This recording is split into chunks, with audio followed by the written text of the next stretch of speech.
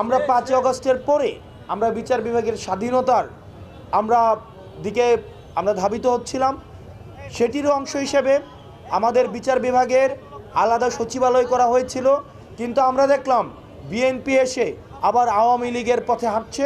এই সচিবালয় বিলুপ্তি করে দিয়ে এই বিচার বিভাগকে আইন মন্ত্রণালয়ের অধীনে নিয়ে এসে বিচার বিভাগের স্বাধীনতা হরণ করেছে।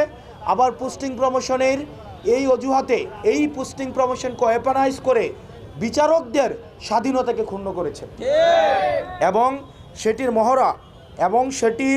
মহড়া আমরা ঝিনাইদহে দেখতে পাচ্ছি। বিচারকরা স্বাধীনভাবে, আমাদের মনে হয় না এই যে কর্মকাণ্ডগুলোকে যদি আমরা বিশ্লেষণ করি, আমাদের মনে হয় না বিচারকের রায় বিচারালয়ে বসে হয়। আমাদের মনে হয় সেটাও ঢাকা থেকে সেটার রিমোট কন্ট্রোল পরিচালিত হয়।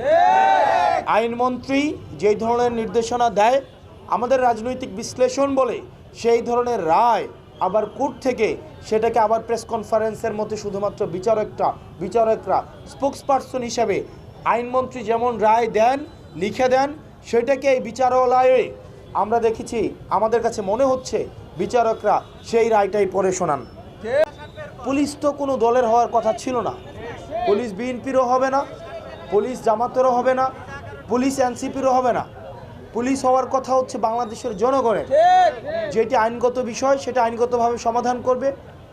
আমরা অথচ দেখলাম সরকার দলীয় আদেশের অপেক্ষায় থেকে পুলিশ আবারও আওয়ামী লীগের সময় যেভাবে সরকার দলীয় নির্দেশ বাস্তবায়নের স্থানীয়ভাবে পেটুয়া বাহিনী হিসাবে কাজ করত, একইভাবে পুলিশ এখন পেটুয়া বাহিনীর ভূমিকায় অবতীর্ণ হচ্ছে।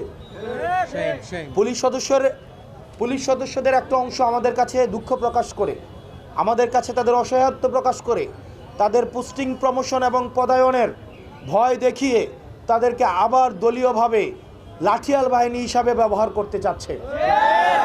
পুলিশ বাহিনীর ভাইদের কাছে আহ্বান জানাবো, আপনারা এই পেশায় আপনাদের দক্ষতা, আপনাদের মেধা, আপনাদের যেই ট্রেনিংয়ের মধ্য দিয়ে এসেছেন, আমরা আপনাদেরকে আহ্বান জানাবো, আপনারা 5 আগস্ট এবং জুলাইয়ের কথা মনে রাখুন।